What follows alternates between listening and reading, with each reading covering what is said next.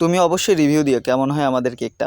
Hello guys, আসসালামু আলাইকুম। কি অবস্থা সবার? আশা করি সবাই ভালো আছেন। আজকে আমরা যাচ্ছি, ঢাকা থেকে রিফাত আসছে, ওর জন্য একটা কেক বানাইছি, আমাদের কাছে অর্ডার দিছিল এই জন্য। আর এই যে সে কেকটা নিয়ে হাঁটতে হাঁটতে যাচ্ছি, কারণ আজকে আমাদের গন্তব্য ষাট গম্বুজে, আর ওইখানে গেলে কেকটা কাটবে। তাই আমি দৌড়ায় যে ওর সাথে কথা বললাম, কথা বলার পরে সামনের দিকে যাচ্ছি, আর এই যে কেকটা ছিল, আর ও বলতেছে যে চলেন ভাইয়া একটু ভিতরের দিকে যাব।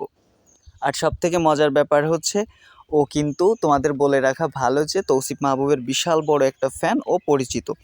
আর ও বিশেষ করে অনেকগুলাতে ক্যামেরাম্যান ও অনেক শুটিংও নিজেই থাকে। তো আজকেরা তৌসিফ মাহবুবের বউয়ের জন্মদিন, যার কারণে ও একটা আমাদের কাছে কেক অর্ডার দিছিল, আর আমাদের সাথে দেখা করার জন্য ঢাকার থেকে আসছিল।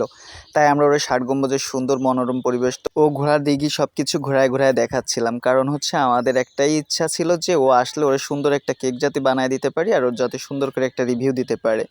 আর সব থেকে মজার ব্যাপার হচ্ছে, ও যে এত বড় একটা পাগলা ফ্যান তা তোমরা না দেখলেই বুঝতে পারবে না। ওই যে দেখতেই পারতেছো যে ও পিকচার বানায় নিয়ে আসছে পর্যন্ত যারা মাহবুবের জন্য।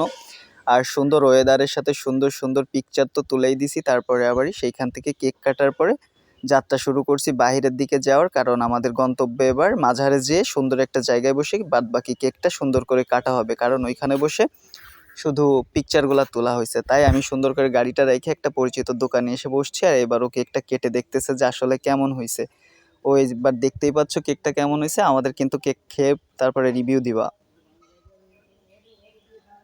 আরও কেকের অবশ্যই টেস্টও নিয়েছেন, নেওয়ার পরে বারবার আমাদের দিকে তাকাচ্ছিল, হাসতেছিল, আর বলতেছিল যে কেকটা আসলে অসাধারণ হয়েছে, সুন্দর হয়েছে, কিন্তু তোমাদের ভয়েসটা শোনালাম না। আর তারপরে তো দেখতেছি খাইলো, আমারও বলতেছিল খাও। তারপরেও যেহেতু এত বড় একটা ফ্যান, আমি একটু খাওয়াই দিলাম। এই ছিল আজকের ভিডিও। কেমন লাগলো সবাই জানাবেন। আসসালামু আলাইকুম।